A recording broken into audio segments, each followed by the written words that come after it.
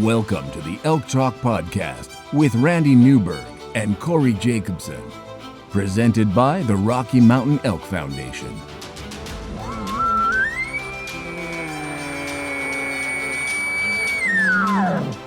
The goal is, what little you and I know about elk hunting, we share with people.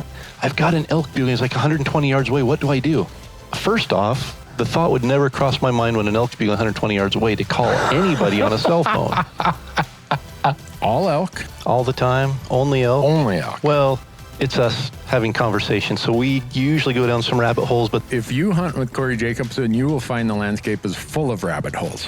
We're just going to make this up as we go. and you look at it like, oh, that's a target-rich environment. But if you're trying to single one out, a solo target there is much easier to go into than a big group. We record everything, so there's no BSing, no lying, no faking it with us. Did we hit the record I button? thought I forgot to hit the record button. If you want to know something about elk hunting, this probably isn't the podcast to listen to. Should we give them a list of all the other podcasts where they might learn something?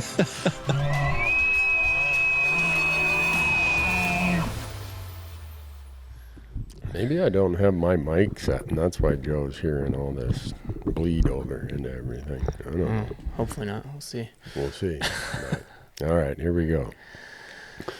Well, Marcus, thanks for filling in for Corey today. I feel like that's some big shoes to fill. I don't know if people are going to be disappointed that I'm here, but Well, Corey is, between all of the things he's got going on, being on the road, he launched Destination Elk a couple weeks ago. So go watch that, folks, on his YouTube channel. But Corey and John, his editor, they're like doing these as the series is already going. oh, they didn't edit them all in advance, so they're just like, So, yeah, you got to add a little excitement to the editing process, get everything last minute. He's really, really busy. And between my travel, I just got back from almost 10 days of trade shows. That's why I sound like I'm so stuffed up. Got all the trade show sicknesses. And Yeah, you can't go to, I mean, if you think about going to the SHOT Show in Las Vegas in late January, 150 plus thousand people from all over the planet come and hang out in one spot. it's called building herd immunity is what they call that. Is that what they call Yeah, that? sure. I don't know. They just Well- like share a bunch of sicknesses, and then it makes you stronger in the end. Let's hope. Oh, okay. Well, it doesn't, but isn't part of the herd immunity thing that a few of the herd members die? Well, yeah. When I was laying there with a fever of 101 degrees the other day, I thought I might have been that herd member that was going to die. But anyhow, so a lot of people who follow our content, they know you, Marcus. They see you as kind of our elk guy. You and Kara, your wife, and you guys do a lot of elk hunting. We do, although this year we didn't do very well. So that was I gotta say we didn't. But you were distracted this year. We were, yeah. I mean, we had a few other irons in the fire for sure, and my brother had a mountain goat take, so that kind of took us away from a little bit of elk hunting. But Yeah. Well, people who watch our content know that you and Kara say that you are the chief engineers on the Raghorn Express train. Is that for sure. true? I mean, I don't know about the chief engineers, but we very much like taking the Raghorn Express. Like, I think Kara really likes to get rid of her elk take as quickly as possible. So. Yeah. Usually opening weekend, you come back and you're in the office here in our studio processing an elk. Yeah, it's just, I don't know. It's usually Kara's. Usually, yes. Yeah. Archery. Yeah. Has she ever shot one with a rifle? She shot a few with her rifle, yeah. Okay. Yep, but no, she likes to get it done in archery season, and then rifle season's way less stressful. You just don't have that tag burning a hole in your pocket. Yeah. And I don't know. Raghorns are fun. That's like calling, and they're just They come walking in all goofy. Yeah. Yeah. No, that's a good time. There's nothing We just wrong don't get with too that. picky usually. Yeah. We drew a special permit once, and then although then I think it's funny, she did kill a big bull when she drew her special permit, but Okay. she was ready to shoot a Raghorn. It just so happened that the big bull is the one that came in. So Once in a lifetime permit, and Kara's gonna shoot it. I mean, it was getting late into the season. She was picky for a little while, and then, but then at the end of it, she had to. She was ready to settle and ended up shooting a really nice bull. Yeah. So. Well, one of the things that what you just said there, for a lot of states, people are like, "You guys are so spoiled," right? You just said, "Well, if we don't fill it in archery season, it takes the pressure off in rifle season." Us in Wyoming are the only two remaining states where you can do both. Dang, yeah. Montana and Wyoming. We're definitely spoiled. It's, Yeah. Yeah. 6 weeks of archery. Then they get a 5-day break. Then 5 weeks of rifle.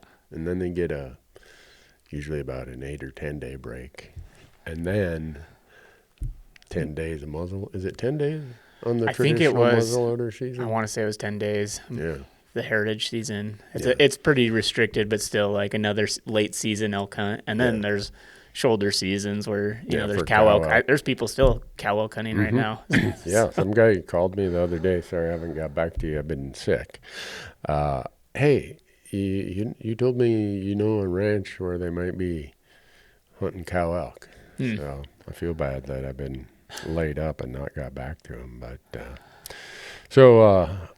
where did Marcus get this crazy elk hunting problem? Is it more elk or is it more mule deer? Oh, definitely elk. I mean, archery elk is just so fun, obviously, because they're bugling their brains out, and it's just fun to chase bugling bulls, and they're just more vocal. They're easier to find. And I don't know. It's just Weather's usually nice. Weather's nice. It's it's hard to beat September elk hunting for sure. Yeah. I often wonder why I put anything else on my calendar for September.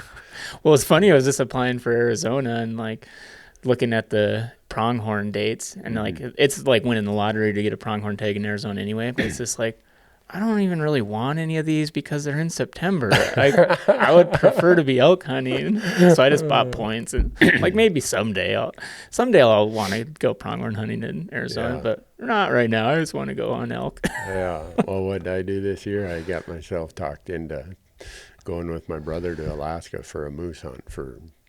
It'll eat up the majority of September. I feel like that's a worthwhile foray off into a different hunting avenue. I don't know. Yeah. Moose in Alaska is pretty crazy. And has your brother been up there before for moose? I mean, he has because our grandparents lived up there. Gotcha. But he's never been up there moose hunting. Sweet. So that'll be awesome. I've been up there on a few moose hunts.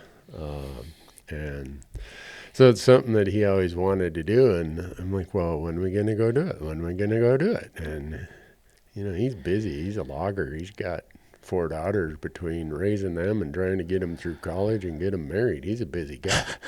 So I just kind of put it on the calendar and said, be there. Yeah. So that'll be fun. But my brother is my example of why I say don't be handy if you want to be an elk hunter. Because you're too busy. You're too busy. Yeah. I mean, he built his own house.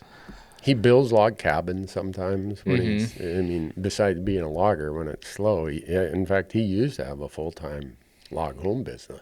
Dang. Yeah.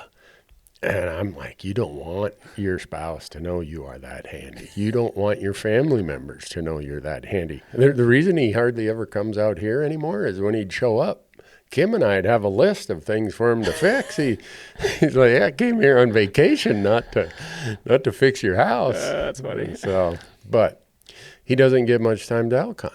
Yeah. So I use him kind of as my example of if you're that handy, you're just not going to have a lot of time to elk hunt. You're going to be cutting firewood. You're going to be, winterizing the sprinkler system. You're going to be, whatever it is that seems to occupy people's time in September and October. Yeah. No, don't be handy. And but Jason, my brother, he laughs at me. about all that because he always tells Kim, my wife, he's not as unhandy as he lets on I've seen to. it. That's the thing. I know that you're capable of it. You just pretend that you're not. No, I don't pretend. I mentally just am not going to be handy. Every day is a conscious decision. Am I going to have a good day or a bad day? Am I going to be happy? Am I going to be mad? Am I going to be handy or unhandy? Yeah. I'm going to be unhandy. All right. Yeah. So I suppose. So does everybody who grows up in Southwest Montana like you did, are they all fanatic elk hunters? I don't know about fanatic, but yeah, I mean, I feel like it was a good chunk of my friends growing up were elk hunters. Mm-hmm. Although archery was not nearly as popular growing up as it was, as it is now. I mean, I feel like, I don't know, maybe like a third of the people actually archery hunted, and then of that, even less that were like really serious about it. And I didn't even start really chasing too many elk with a bow until I was probably 15 or 16. I had like a recurve for the first few years, and I was there's no way I was going to kill anything like that. It was like, this is, yeah. But then got a compound bow and got a lot more serious about it. But no, it's kind of funny. I feel like just growing up, the culture of hunting, and maybe it hasn't changed like as much with some of the people I grew up with, but just some of the people I surround myself with in Bozeman, and then like knowing some people in the hunting industry, I feel like it's definitely a different culture of like hardcore, like people just like going all in on it. Like everybody liked elk hunting for sure, and like you wanted to get your elk, but it didn't matter if it was a bull, it didn't matter if it was like, if you shot a cow, that was great. Yeah. Like for sure. Yeah. I wonder when that really started changing, because I don't know if it did. Like, that's the thing. It's like our, your microcosm of people that you hang out with. I don't know if it's like, I'm sure there's still a huge faction of hunters that just like, no, I just want to get an elk. Like, I don't care what it is. But then like I start hanging out with people like, oh, like, I don't want to shoot a Raghorn, or I don't want to shoot a cow. I'm like, why? Like, you get a bunch of meat, and like, it's still a huge accomplishment. Like, you still have to do a ton of work. You got to pack the thing out. Like, it's just like this. It is a feat to just kill an elk, period. Like any elk. And so I don't know, but I feel like there's a weird culture of having to kill a mature bull. Which we probably help perpetuate through hunting media, but no, I think we probably do. I think anytime someone watches or reads or whatever, even sits around a campfire and hears stories, their mind is attracted to the big old bull that lived up on the mountain. But my first 5 elk were all Raghorns, and I couldn't have been happier. Oh yeah, I was just. And since then, I've shot a lot of 5 points that they're standing there with Raghorns. You know, a 5 point's a 3.5-year-old bull. It's not like a genius yet. Yeah, and 2.5, 3.5, and like So I shot quite a few of those also. Yeah. In Colorado, I shot a Raghorn. Man, I was so excited on an over-the-counter rifle hunt. I was like, oh yeah. Yeah. And then when I shot, like camera guy Brad is like, did you get him? I'm like, yeah, I think so. He's like, which one? I'm like, what do you mean, which one? And a really nice 6-point goes walking away. I didn't even see the 6-point. When I saw the Raghorn, I was locked in, man. Boom. Legal bull. Take it. I wonder where that comes from. I don't know. I mean, for me, like, I've passed some really nice bulls in the last few years, and it's not because I'm looking for something huge. I've given up on the idea. I went through a little phase where someday I want to shoot a 370-inch bull. I never will, and that's fine. For me anymore, it's mostly about just enjoying the experience, and I don't want to end it right away. But now I say that. And if that 370-inch bull did walk out right away opening morning, I guess I would end it right away. Right. But, no, it's funny because I feel like both of us are very fortunate that we get to hunt so much. And so it's like fun to extend the hunt a little bit. And like, I am going to pass up some smaller bulls. But that being said, like, if I only had my normal couple weekends to hunt, it's like, No, I'm going to shoot the first legal elk I see. Like I would very much prefer to have meat in the freezer. Like I'm going to shoot whatever. And it definitely got to that point this year too, where we did have we had a solid week and then a couple weekends to hunt elk, and it was becoming evident that we probably weren't going to fill our tags. And I was like, okay, I'm ready to shoot anything now. But like you always say, don't pass on the first, but you shoot on the last. So. Yeah. But last year I had a special tag in Montana, and I kind of forced myself to hunt it like, if you want to call it, the weekend warrior, the person who only has the weekends to do it. So I'd go on these 2-day trips, and to your point of how spoiled we are, it really sunk home to me how spoiled we are when we have a 5-day block. Oh man, it makes a huge difference. Yeah. Just about the time I'd start building a pattern of what was going on. So I wouldn't necessarily do it on a Saturday, Sunday. I might do it on a Wednesday, Thursday. Yeah. Get there Tuesday night, hunt on Wednesday. Okay, this is kind of what's going on. Thursday, yeah, I got it dialed in today. Well, maybe something didn't go quite perfect, so I didn't fill the tag. And then I'd leave on Friday. I'd come back the next Wednesday, and the whole deck had been reshuffled again. Right. So, yeah, we are spoiled. And it makes me even more impressed with those folks who only have weekends to hunt. Oh, yeah. That the ones who consistently pull it off on the weekends, that's when the crowds are the densest, the people at every trailhead. And there are some folks who, every year, they get their elk. Oh, yeah. It's impressive for sure. Yeah. So, all right, I'm going to make you pick okay. Archery or rifle. I think you've already indicated what that's going to be. Oh, archery for sure. Yeah. But, it's less about the weapon and more about the season that allows me to hunt, let's be honest. Like if they said you can use either one, like, yeah, I'm probably going to use a rifle in September if I could, but no, definitely archery. You think it's also part of because it's not as crowded in archery season? Well, it used to be, but now I feel like it's true. Yeah.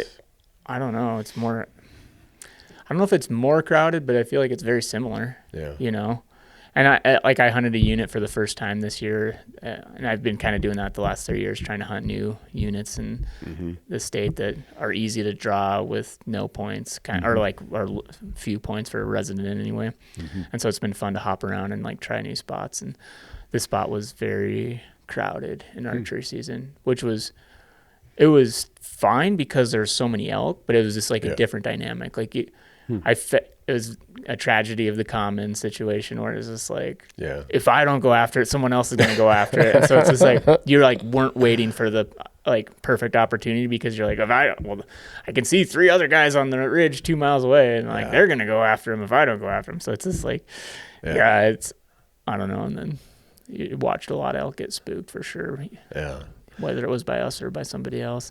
Yeah. But, yeah, so, but no, I don't know, typically hunting, it is, if you hike a lot or hike anyways, you can usually find some elk to yourself a little better than rifle season. And I think just the nature of when elk get spooked in archery season, it's usually not as hard of a spook as when a couple get dropped out of a herd with rifle shots going off, and then it's they know what that means. Yeah, for sure. And they're also obviously rutting when we're hunting in Montana, so that helps them forget that they're being chased sooner when they're still bugling and chasing cows.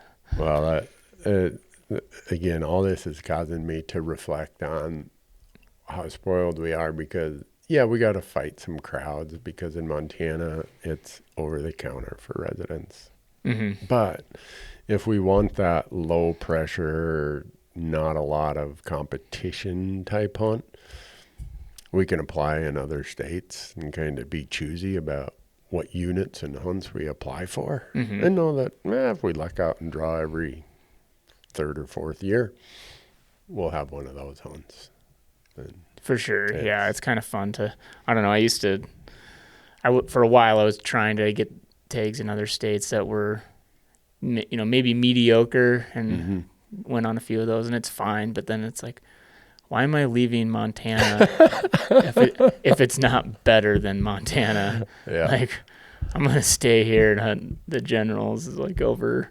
Yeah. But if it's going to be a better hunt, then so yeah, no, I kind of shifted. I'm like, at least the last few years, like I'm going to shoot for the moon and try to actually focus on killing something in Montana. But so your dad was an elk hunter. Your uncle was an elk hunter. Oh yeah. Everybody in your were you going to elk camp when you were a little kid?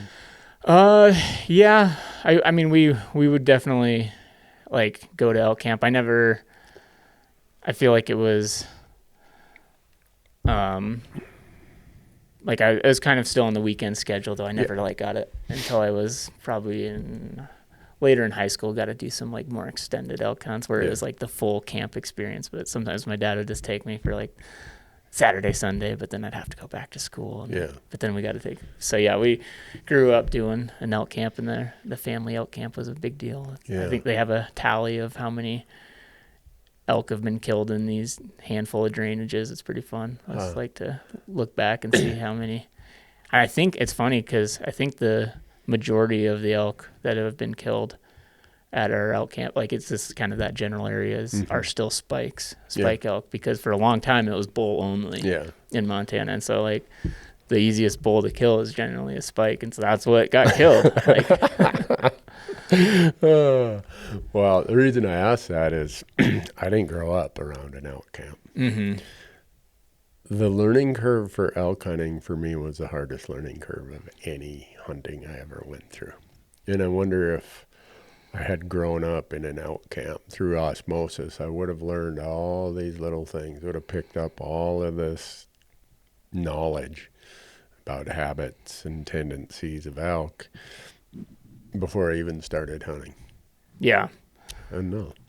No, yeah, for sure. That's the thing. It's like a lot of you probably don't even really think about. It's just like second nature if you grew up doing it, maybe. Like, because I try to think about. I mean, we only rifle hunted too. Like, my dad didn't really. He got, I think, towards the end of high school again. Like, he bought a bow again. He had archery hunted in the past, but then because I was interested in it, he got a bow again, and we went out a handful of times, but not super serious about it. Yeah. So it was mostly rifle hunting, and so it was still a steep learning curve, I think, figuring out the archery hunting aspect of it. But we started to kind of figure it out anyway. I still don't. I still feel like I don't really know what I'm doing, but we can kill raghorns. I get humbled and made a fool of every time I go elk hunting. Yeah. And for me, you know, I think about how many years I hunted elk before I actually even got a shot at an elk. And I was here living in the middle of the elk woods, you know, or in proximity, no more than an hour drive away. I was spending so much time trying to figure out these elk, and I still couldn't figure them out. I think part of it was I was being lazy.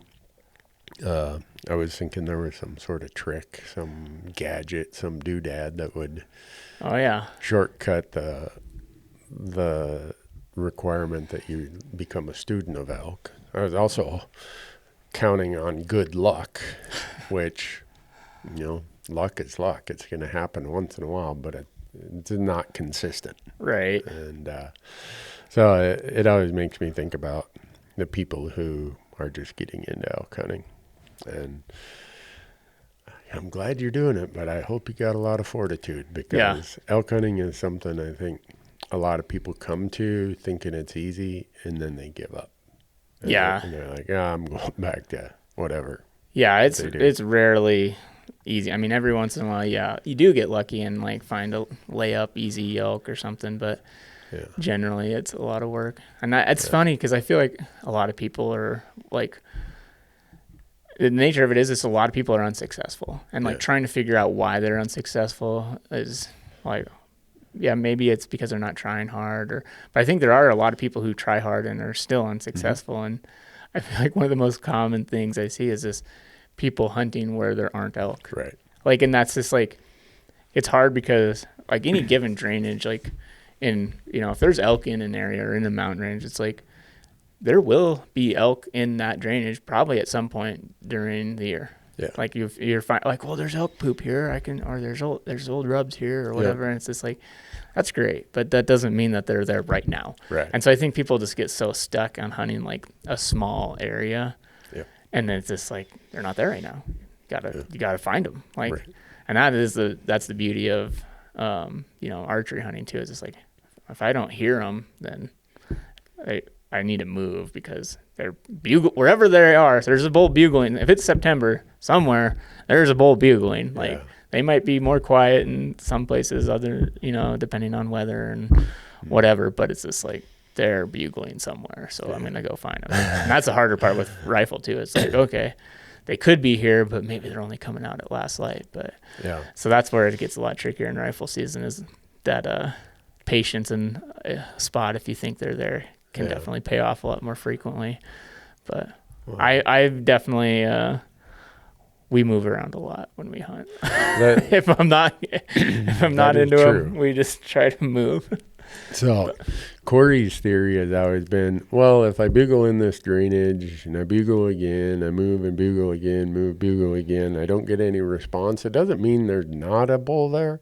It just means he doesn't want to fight today or doesn't want to argue with me. So I'm going to find one that does. Yeah, I remember Corey saying that too, and that was I think that was a very, very good anecdote because it's just like if they're not making even if I know there's an elk there, if he doesn't want to bugle, I don't want to deal with him. Yeah, and that's pretty fair. If especially if you're going for a call-in situation, like if that's what you're after, if you're not trying to ambush him or cut him off, it's like, he doesn't want to play today. Well, go find one that does. Yeah. And so because of that, the mobility required, there is a lot of miles put on. How many miles do you think you put on in an average day of archery elk hunting? Oh man, it varies a lot. If a lot of it's terrain specific, like rolling stuff, like more gradual terrain, like easily 15 to 20 miles, like if you're just roaming trying to find them. But if it's in the mountains, there's some steep stuff where it's like 6 miles is a big day in mountains for sure. But it's not easy. And then you gotta, with an elk, you kind of have to be paying attention to where you're shooting one too, especially if you're by yourself or if two of you, where Kara and I, there's a spot where we hunt where it's just we know there's elk in that the next drainage up, but it's just not feasible to get them out, especially because if we're hunting early, it's just it's too warm. We're not going to be able to get the meat out in time. So it does get tricky in that respect sometimes too. It's sure, I can physically get in there, but we're not going to be able to get the elk out fast enough. Yeah. Well, you and Kara are in remarkable shape, and you guys invest in that physical condition year round. I mean, you guys work out pretty much every day, don't you? Every weekday for sure, and then we're doing something on the weekends, whether it's skiing or hiking or hunting.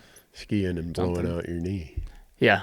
Are you skiing this year? I am. I haven't left the ground though. Oh. I think that's a pretty big part of messing up your knee. The 2 times that I've torn tendons in my knees are because I left the ground on my skis.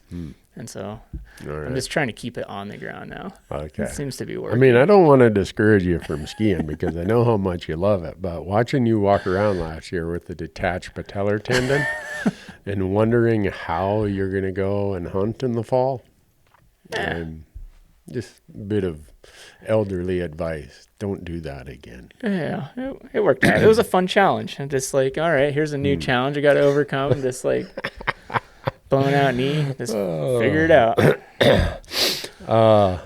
Cow parties. We've done that on our content before, and people are like, what the heck is a cow party? I had no idea until you brought it up one day. It's well, let's have a cow party. I'm like, a cow party? What? How did that come to be? Where did you learn that one? One of my friends in college coined that term.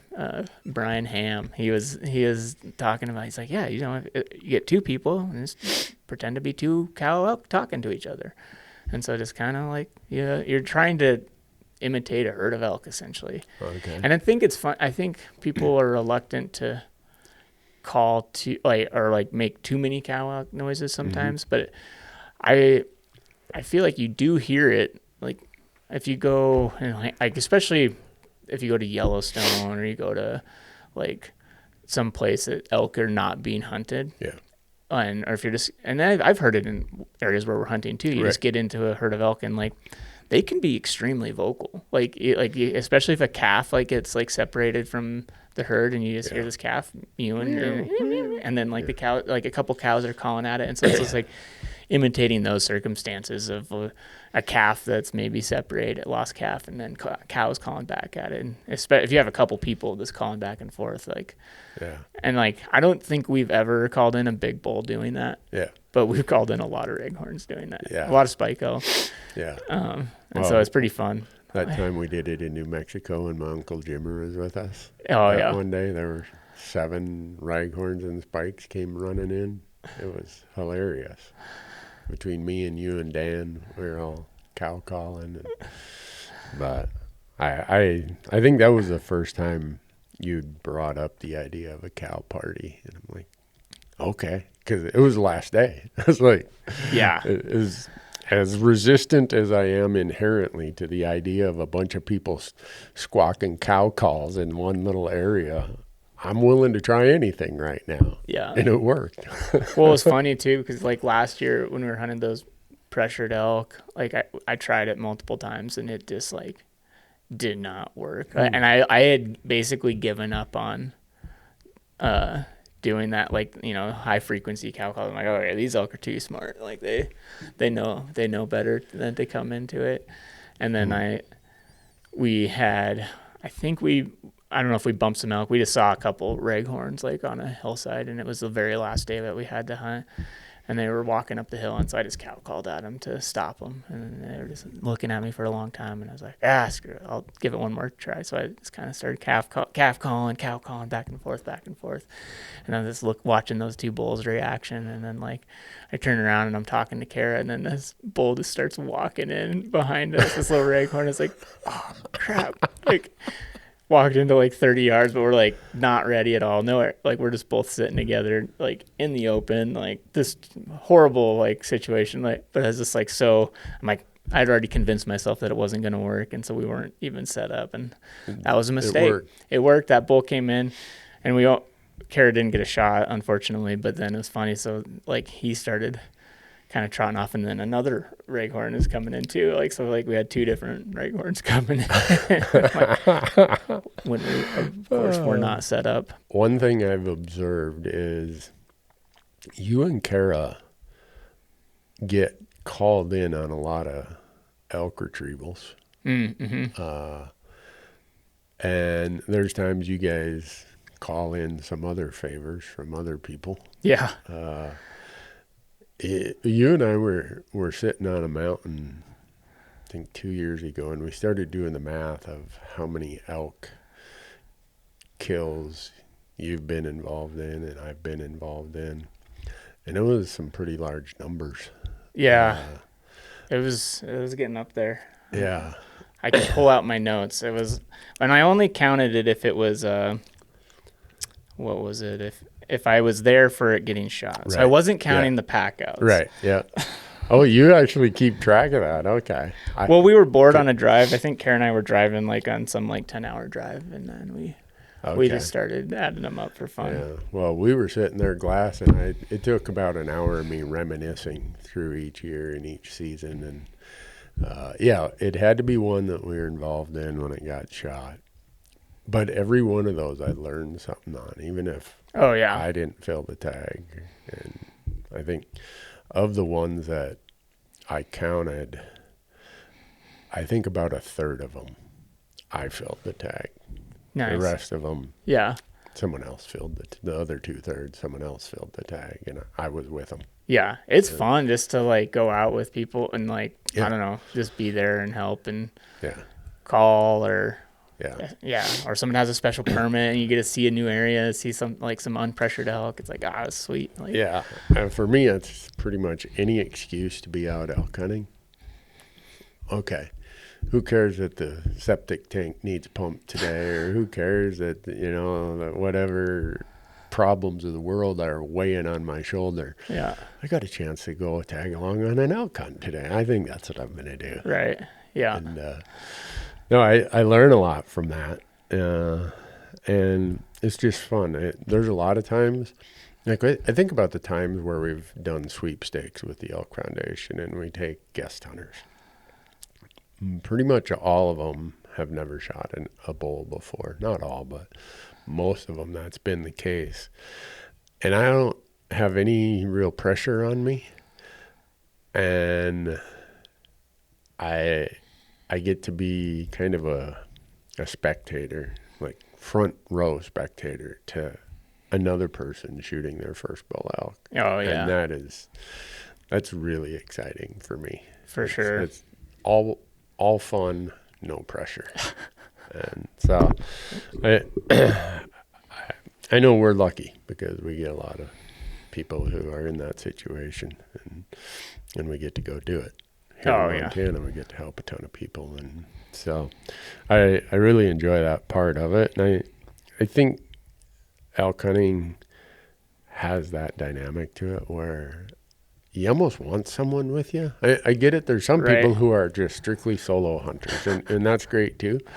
But if I got an elk on the ground, I'm really hoping I have somebody with me, because I've had elk on the ground all by myself. Right. And it just sucked. Yep. It was, I think some of the, I don't know if you'd say worse, but some of the most stressful days I've ever had elk hunting are when I've had an elk on the ground by myself in grizzly bear country. Oh, and yeah, that adds a whole nother element for sure. I got to take care of that thing. I'm, your head is on a swivel. Every little noise, you're looking around. Yep. You know you've got all this amazing protein. You're full of blood, and there's a bear in hyperphagia stage right now. Yeah. Probably not too far away. And then you start shuttling quarters. Yeah, and you start you seeing the sun going down, and the sun going down. You're like, who thought this was a good idea?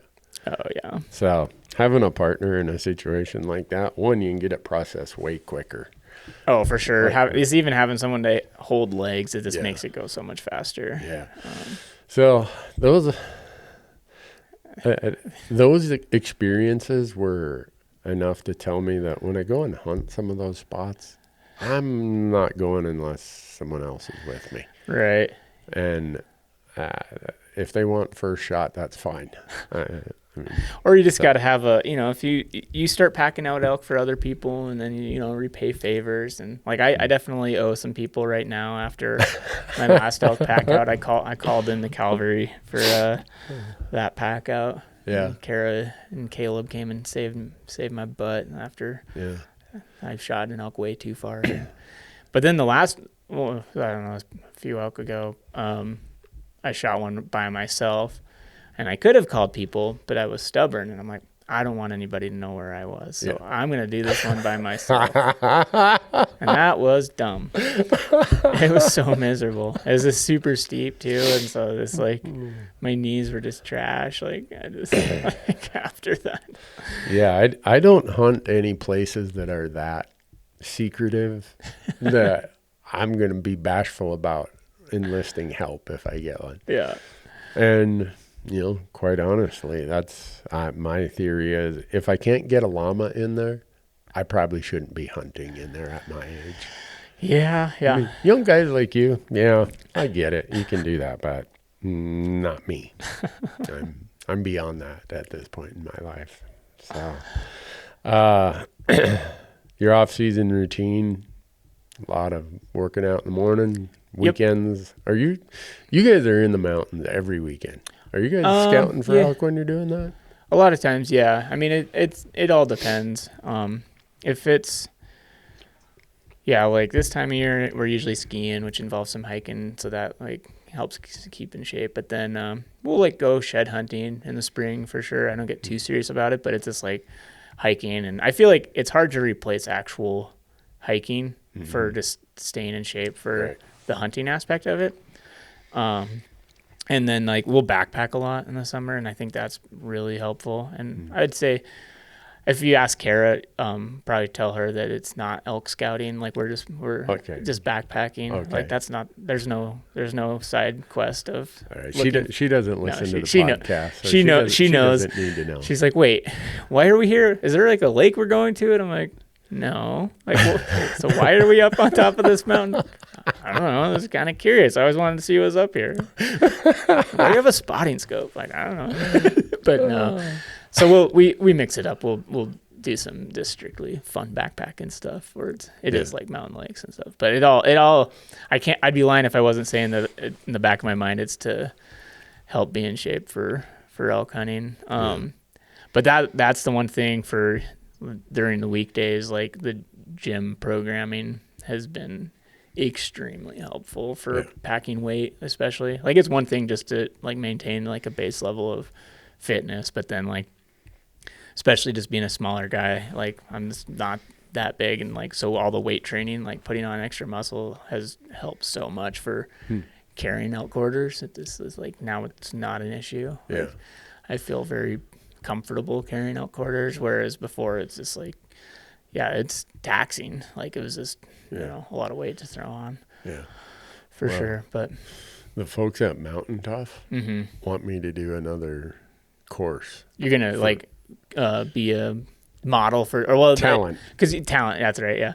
You guys did the 50+ program last year, right? So what's this one gonna be? This one we're still working on it, but it's gonna be more of a baseline type fitness for people my age. I mean, I'm 61, so I'm already 10 years past the 50+ part. And one of the things at the prior courses, it was 9-week course, and it kind of got you to this peak, right? I was going on a sheep hunt in the Northwest Territories. Right. Well, then you get over that mountain, and then it's like, well, now what?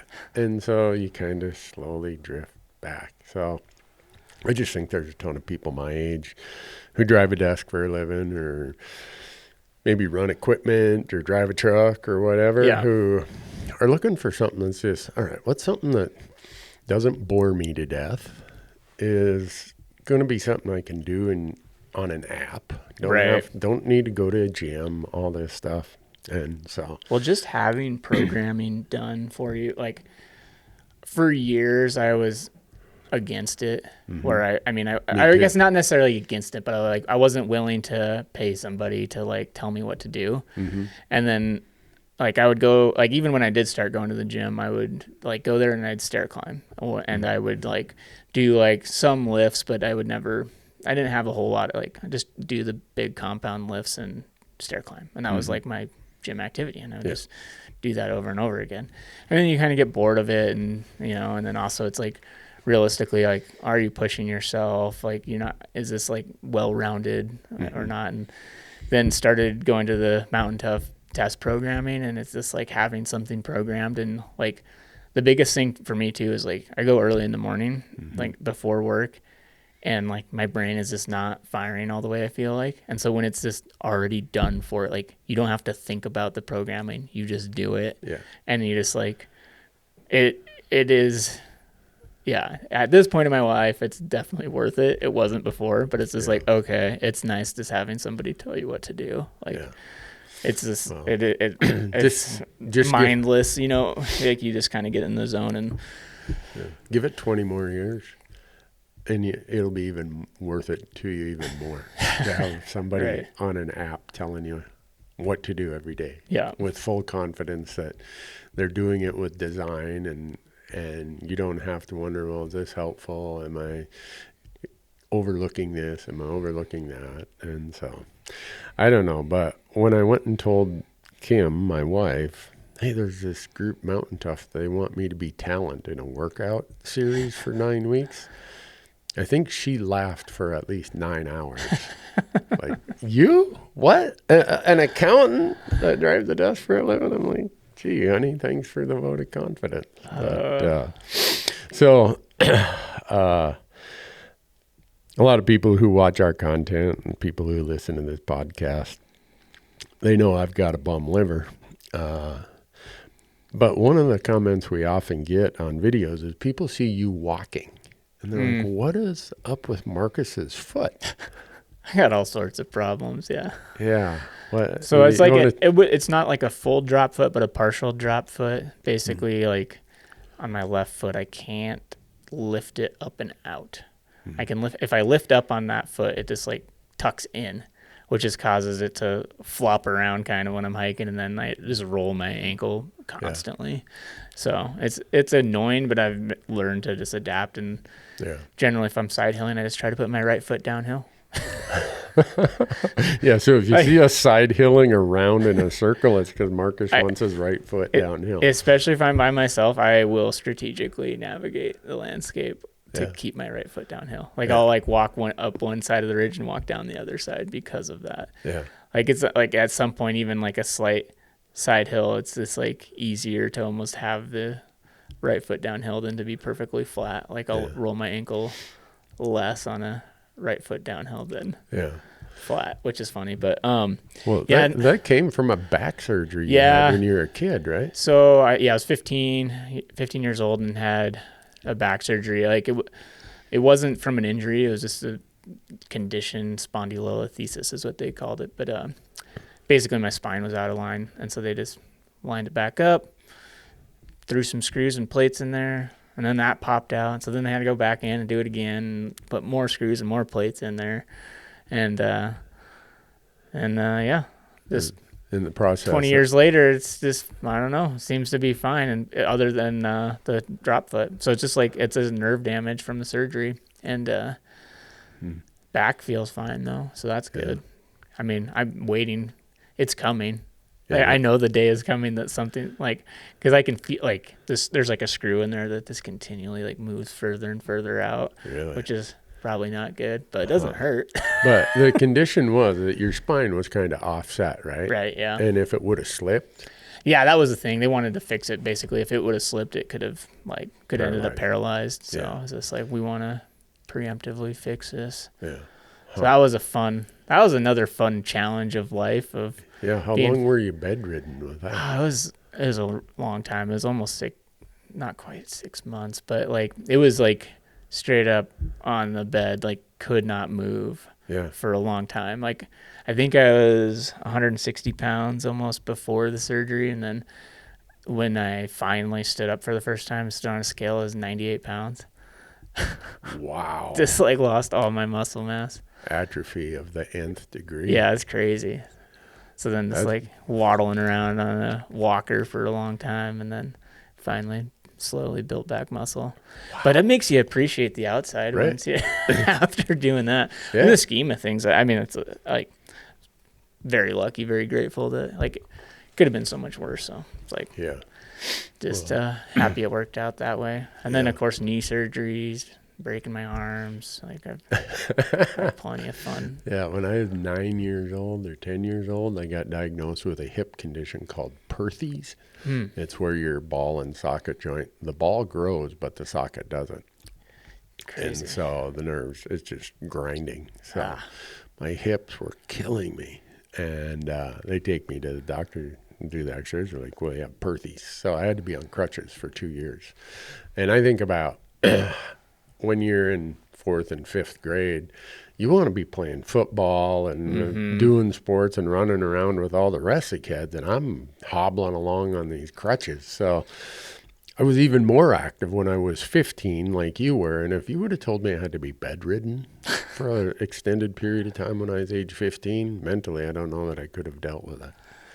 But I guess you do. Huh? Yeah, I just figured it out. I don't know. I was lucky to have like parents that were very helpful and just like, took care of me the whole time. So that was, I would not have survived in the wild though. I don't think as many things I've had go wrong with me. I would have been cold from the herd long ago. Yeah, I think we all would have. Too many things. Yeah, if not for modern medicine, I would have been one of those young bull elk calves that got eaten. Yeah.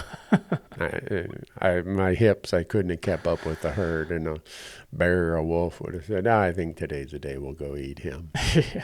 But do you think that gives you a better appreciation for being able to do what you do today? Oh, for sure. Yeah. And this you never know when it could just go away again. Like that was like another reminder last year, like tearing my patellar tendon. It's just like, oh, I can't walk. Like you just literally, that leg just stopped working. Yeah. And so it's just like, it really makes you realize how, or it just makes you, we're lucky to be able to hike around and hunt all the time. There's a lot of people who can't, Yeah. So definitely want to live life to the fullest while I can. It's always in the back of my mind, like something like knowing I have all that hardware in my back, like probably going to be an issue at some point. And so it's just like do as much of this stuff as I can and try to stay as fit as I can do to be able to do it. Like, because you're almost 36. Mm-hmm. Yep. So have you noticed a change in it from say 25 to 36? I know, with the knee surgery, I noticed recovery was a lot slower, like just when getting injured. I tore my ACL in the past, and that was a lot easier to bounce back from. And, but yeah, as far as like, I feel, but the thing is like right before I tore my patellar was probably the fittest I'd ever been. And I'm approaching that again almost a year after that injury. And I feel like I'm getting close to that again. And so I honestly feel stronger and more ready to like climb a mountain with weight on my back than I did when I was 25. Yeah. So I feel very fortunate for that. Like, but it's just like also at 36 years old, I know that peak is coming where it's going to start going downhill at some point. And I hope it's not right now. I hope I don't like peak right now, but you never know when it's going to start declining. So got to do as many elk hunts as possible in as many crazy places. It's like for sure. Well, this is when you hope that Google isn't your friend, that you don't go and Google this, but you probably will, or you may already have, how the human body enters a phase of atrophy at age 40 that starts slight atrophy, and then the rate of atrophy increases every year. So that just demands that you do all the things necessary to, you can say delay it, defer it, stop it. And I feel that's one of the things I have to do if I want to keep mountain hunting to any degree. Yeah. I got to keep doing that. Yeah, it's basically instead of building up, you just are trying to maintain as much as you can at some point. So you're still sliding down the hill. It's just you're not sliding down as fast as if you just ignored it and let everything go to heck. So you earlier in the podcast, you mentioned your brother had a mountain goat tag. The audience who watches our content is going to find this out. And I think I might have actually brought it up when Corey asked me, how did the season go for the Fresh Tracks team? And I said, well, the best example I can give in one sentence is one of our guests on a mountain goat hunt broke his leg. Corey's like, what? So your brother John waited how many years to draw a goat tag? I'm trying to remember what it was. If it was 19, something like that. But I mean, he is actually a second mountain goat tag. Yeah. So he had one when he was young. I think he was 14 years old or something, and then he drew a second one. But it was he was very excited, and like we hunted as hard as we possibly could until he broke his fibula. Yeah. Luckily not a weight-bearing bone, so we didn't know it was broken at the time either. But it was bad enough that he had to have surgery at the beginning of, we'd hunted 7 days at that point, 6 or 7 days. And then so early September or mid-September, he was out, had surgery, and then we were lucky enough that we could go back out at the end of the season. But against doctor's orders, I'm pretty sure. I think he had the blessing of the doctor. I don't know if the doctor knew what mountain goat hunting was. But I don't think you get out of a cast and you go on 10, 12-mile hikes. That was what was crazy. I was like, we were not successful, unfortunately, but he was, by the end of the season, we were doing some crazy stuff for someone who just had surgery. And, unfortunately did not get on a good billy. But, I mean, he passed up some smaller billies too. And he just wanted to get it didn't need to be a giant or anything, but we just wanted a mature billy. And we struggled. It was unfortunate, but we gave it every last drop. Like, we just tried. I mean, we hunted straight through Thanksgiving. We skipped Thanksgiving and just hunted to the end of the season. We ended the season on top of the mountain range at Last Light. Wow. Yeah, but I mean, it's an amazing story. Like, and we filmed it. I hope it'll still be a really powerful story. But it was, just not one that we came out successful on, or in terms of bringing home a goat. But you think about just the arc of emotions. Oh man, yeah. That has to encompass and and the grit. Yeah. I mean, just getting off that mountain. How far in were you guys? 8 miles? Yeah, 7 something, I think. Yeah. And and that's it's crazy, but at the same time, like, I did not film any of that, because the last thing that, like, as soon as it happened, I just put the camera in my backpack. Yeah. Because it's the last thing you want in that moment is a camera shoved in your face. Right. Yeah. And so it's like, all right, we need to think clearly. We need to get off this mountain. Yeah. Because it was just me and him at the time too. My dad was back down at camp. Kara hadn't come in yet, so like, it was just the two of us, like, trying to figure out how we were going to get off the mountain. And luckily, he was able to. This, like, trekking poles just get off and it was I was in a scree field, like, not in a good spot, and we had to navigate through a spot we hadn't been through before, where there's a bunch of cliffs, so it's like in the dark. Wow. Yeah, it was an adventure, definitely a memorable one, but luckily it could have been worse. And so, like, in the scheme of things, now it's just a story that there was no permanent damage. Everyone made it out relatively okay. Yeah. But isn't that part of the beauty of an accumulation of a hunting life, is all the stories that come from those experiences? Right. I mean, I think about most of my hunts, just using elk hunting, the ones that were really difficult or had some unique event, those are the ones that come to the forefront of my memories right away. Oh, for sure. Those are the best stories. Yeah. The most miserable ones. I mean, that's what, trying to think about that in the moment when you are just out of energy, you got nothing left, and those are the best stories when it comes out. You know, even if it wasn't successful necessarily, but sometimes. Yeah. Yeah, the one that opening morning, the bull walked out and I shot it and had it back to the truck by noon. That's kind of a cool thing to think about, but those aren't the ones, like, just about ready to give up after 5 days and stumble into one and, wow, how'd this work out? Right. And how lucky is this? Or you shoot one in a spot where you're like, what was I thinking? This is stupid. Which usually all of the stupid packouts that I've had involve Marcus. Sorry about that. No, you're not. But so we just got done with the application deadlines in Wyoming and Arizona. By the time this drops, because today is Wyoming's deadline. Oh yeah. Tomorrow is Arizona's, I believe. Then we go to all the other states.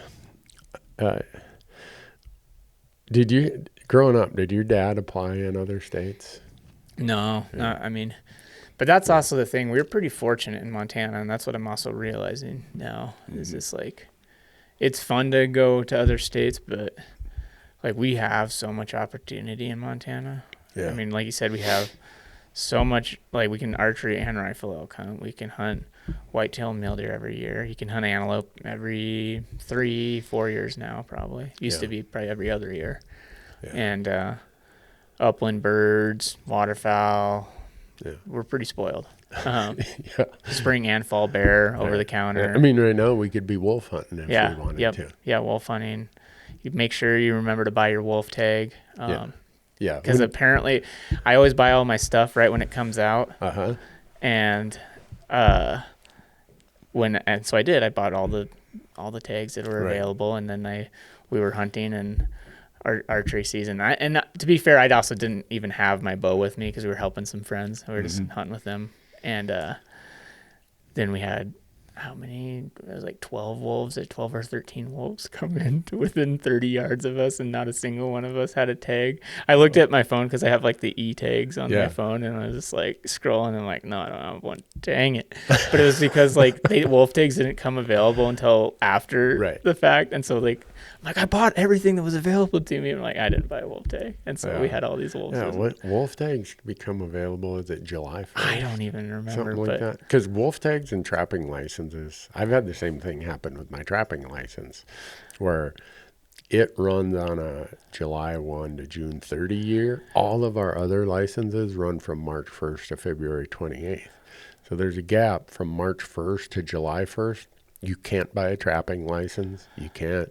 I don't know if you how the wolf tag, it's just like a different cycle. Probably because the wolf tag goes so late. Yeah. What does it end? February 15th or something? Something like that. Yeah. So.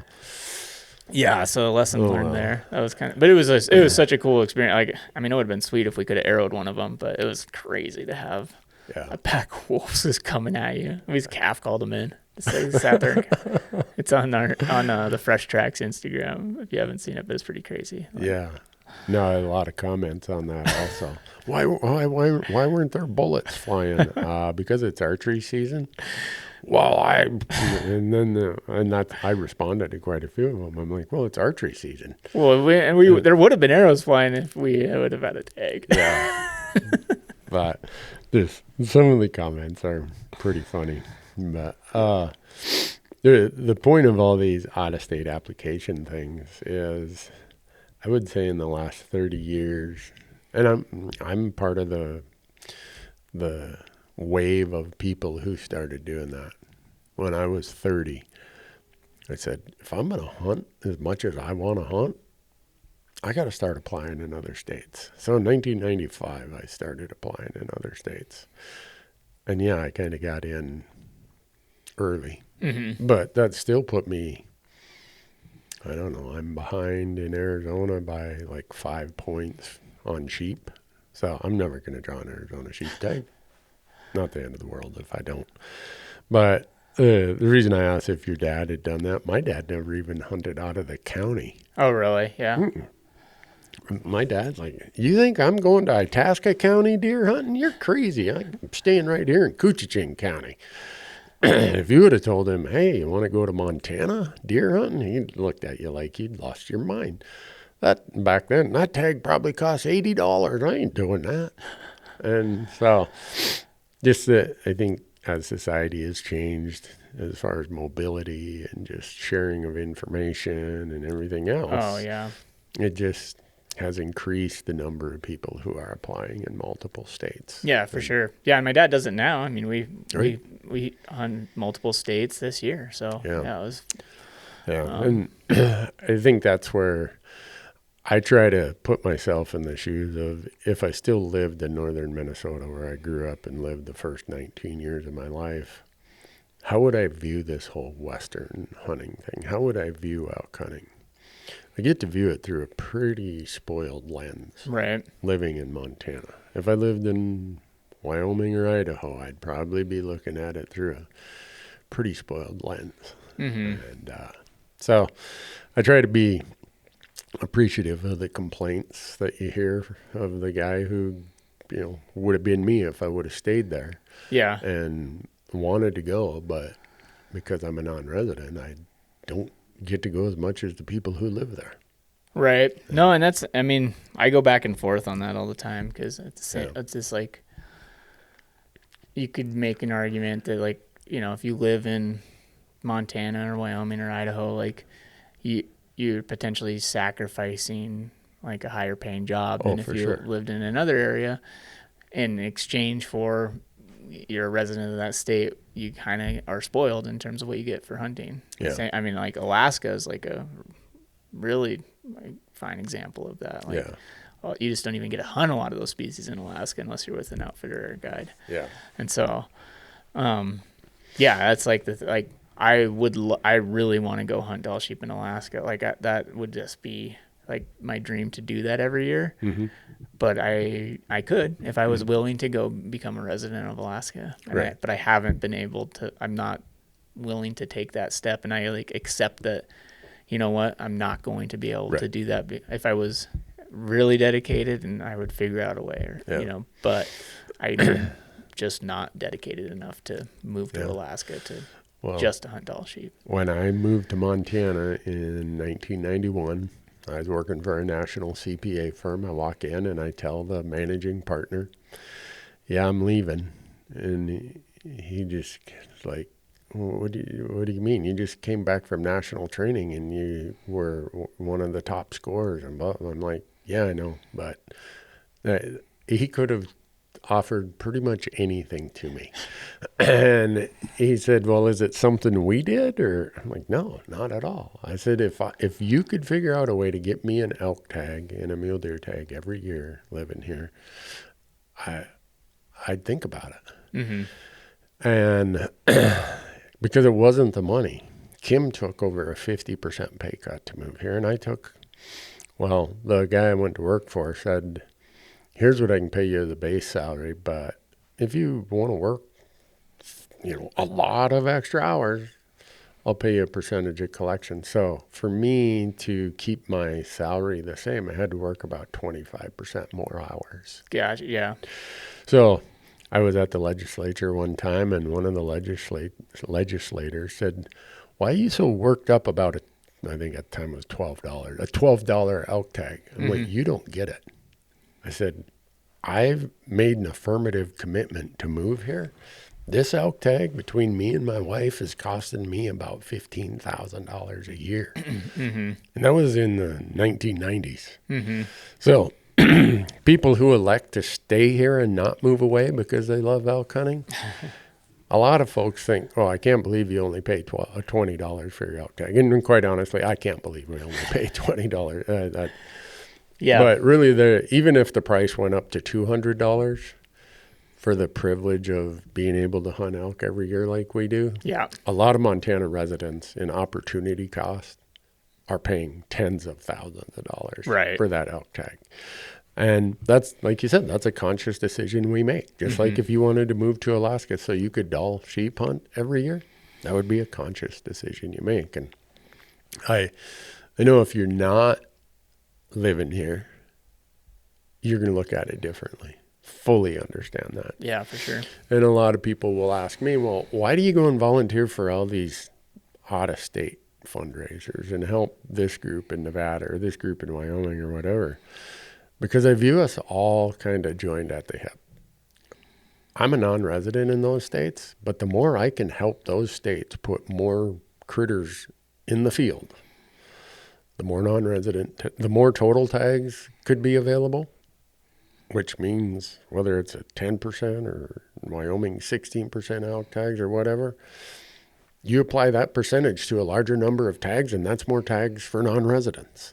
And so I struggle to look at the resident, non-resident thing the way that some people try, vocally and quite heatedly express their hatred for it. I try to understand that, but I also want people to think about it. Yeah. And they say, well, it's easy for you to think about it. You got the fallback option of Montana.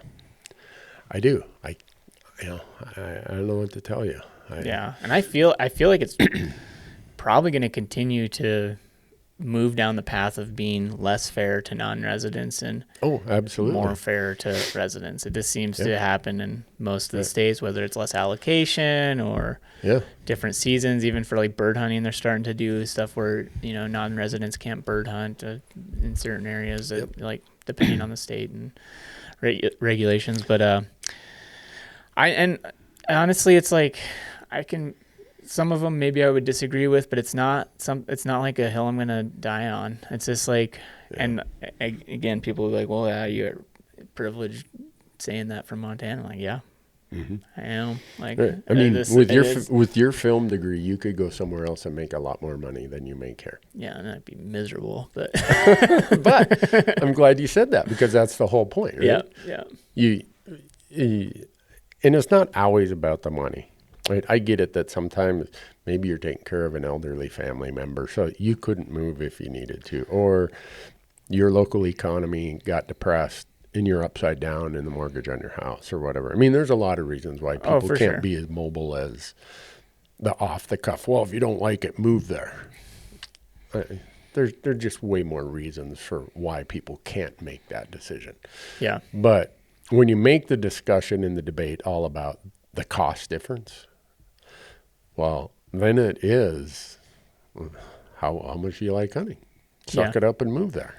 But then that's take the pay cut. But then you're like, please don't suck it up and move here. We got enough people. Right. That's what I was about to say. It's like kind of a catch-22 if like people, like if they're dedicated enough to actually move to Montana or Idaho or Wyoming or wherever it is. It's just like, then this increases resident numbers, which eventually we're going to have different regulations to limit opportunity for residents as well. Yep. And as residents feel constraints on their opportunity, they're going to ask their legislatures to constrain non-residents before residents. That is just a reality of it. And so I've followed all those paths as far as I can see them. And I keep coming back to, you know what? We got to build a bigger pie. We need to put more elk in accessible areas, and we need to create more access to where the elk are. We need to stop the decline in mule deer herds. We need to stop the decline in pronghorn herds. We need to work to stopping disease and other issues that are causing us to lose wild sheep. Yeah. If we do that, and it gets back mostly to habitat, it's not predation, it's not hunting, it's habitat for the most part. Right. I mean, every factor has a role in it for sure. It's like, and I think that's the hard part for people to understand too, is it's like, there's so many pieces to the puzzle, and just like saying it's all one thing is not helpful. Like you gotta look at the big picture, but at the end of the day, if the animals don't have a place to live, if they don't have habitat, that you're just dealing with a smaller pie, right? It's like, we can kill all the predators we want or limit hunting all we want, but if there's no place for those animals to live, it doesn't make a difference. Right. Yeah. That's why habitat is that foundational piece of the pyramid. Right. And everything else is, like you said, has some impact, but it's not the lever or the steering wheel that drives where it's going. Yeah. And so I don't know. That's my approach to it, especially at this point in my life. To whatever degree I can help put more animals on the mountain, that's what I'm going to do. Yeah. Because I was doing the math the other day, and in my lifetime, the United States population has almost doubled. And I pulled it up here. This would be interesting for, what did I do with it? Dang. I have this chart, and it shows what the population growth of the United States has been, specifically the western states that are home to a lot of these places people want to go. Nevada's population in my lifetime has increased 767%. Jeez. What do you suppose that does to mule deer and pronghorn? Arizona's population has increased 490%. Utah, 357%. Colorado, 304%. Dang. On and on and on. Every western state. The state whose population has increased the least in my lifetime is Montana. It's only up 157%. Only. But we look around. The only state, or that's the least amount of any state? Or of any western state. Western states. That has elk and mule deer. Gotcha, yeah. The next lowest population increase is Wyoming, which has increased 170%. So I look at those. Idaho is it's just under 300% in Idaho. Dang. Yeah. So I look at those states and I see which ones still can offer the most generous non-resident opportunity. And there's a reason Montana and Wyoming are some of the most generous non-resident states, because we haven't had nearly the resident pressure increase. Gotcha. But as that changes, as people say, well, if you don't like it, move here, or a Kevin Costner series around Yellowstone, and people start moving here, and resident population grows, the place where that impacts is non-resident opportunity. And you look at this, it's a function of that opportunity, but also it's a function of the habitat. If you have 7 times as many humans living on a landscape in Nevada as you did when I was born, you think that doesn't disrupt migration corridors in Washoe County, Douglas County, places where mule deer used to just be like thicker than fleas on a dead carcass? Yeah. So does it, I look at Nevada, mule deer numbers are down 75% just in the last 40 years. Do you think that has something to do with an population increase of 7x? You look at Arizona, population increase 5x.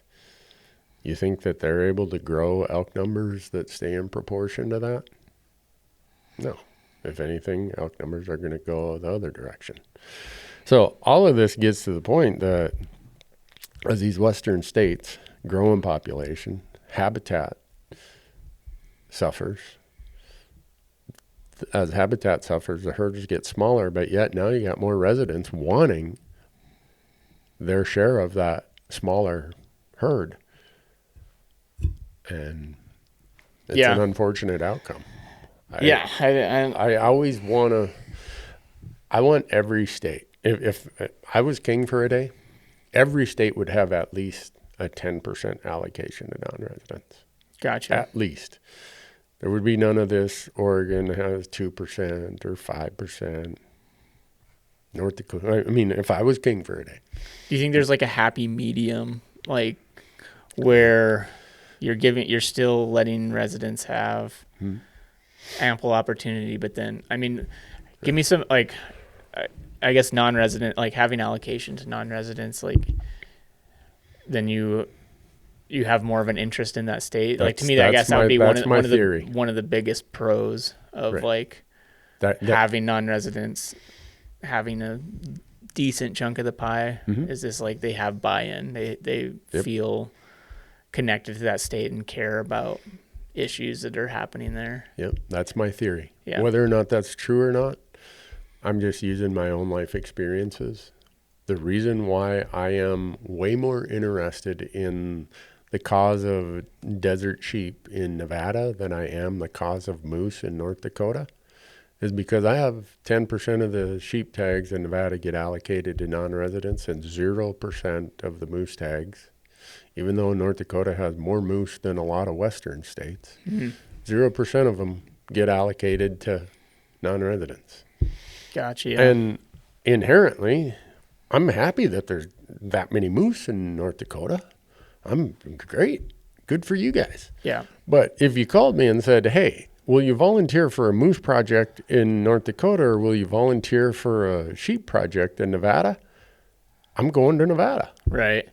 When I think some of that probably happens subconsciously too, because like I feel like I'll see, whatever it is, maybe a public land issue or a conservation issue. Yep. And when I see it in Wyoming, I'm just generally way more interested in it than if it's in Oregon.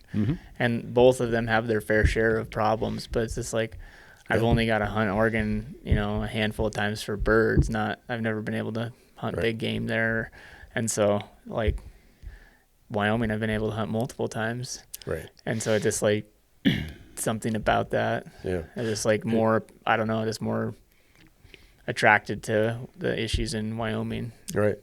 And where I see it is because I go to D.C. so much on public land issues. You know how hard it is to get the dude from Wisconsin excited about public land issues when he hasn't drawn an elk, deer, or pronghorn tag in 20 years of applying. Yeah.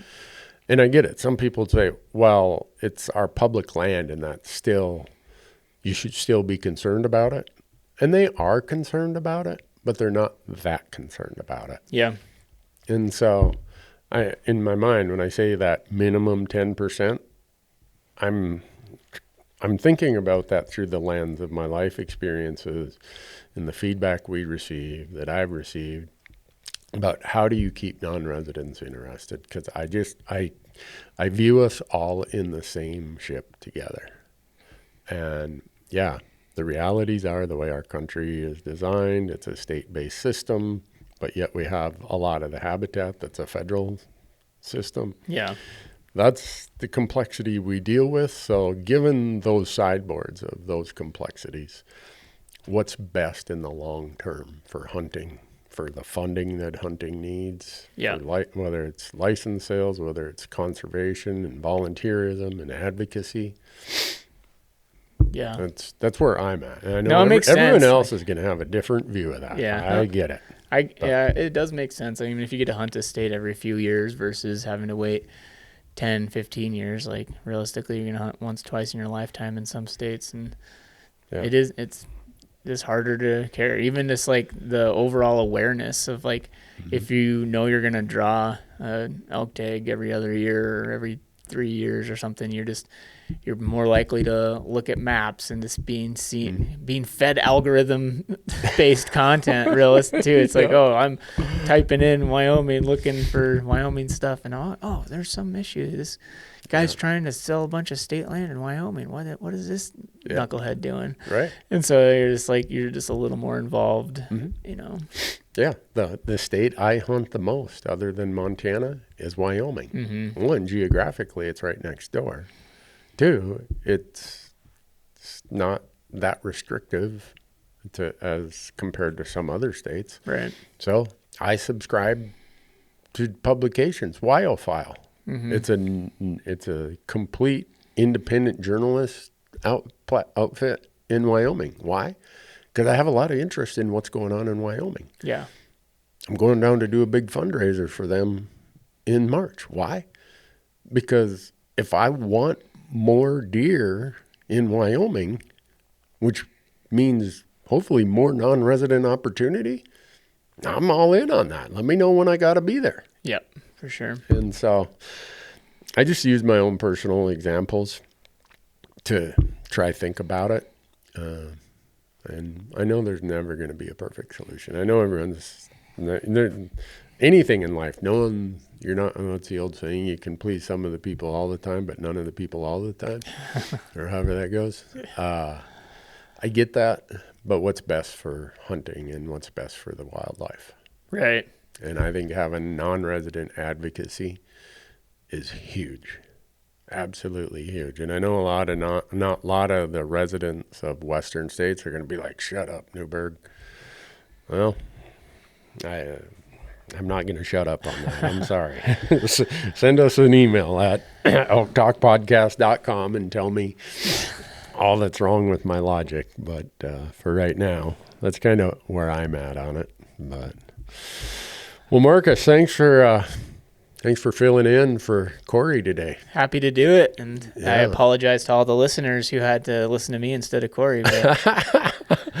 Well, with Corey being so busy doing Destination Elk right now, his mind probably would have been somewhere else. He's a busy guy. I thought I was busy. I sometimes wonder if Corey's busier than I am. And his 3 kids are all younger than, I only had 1. He's got 3.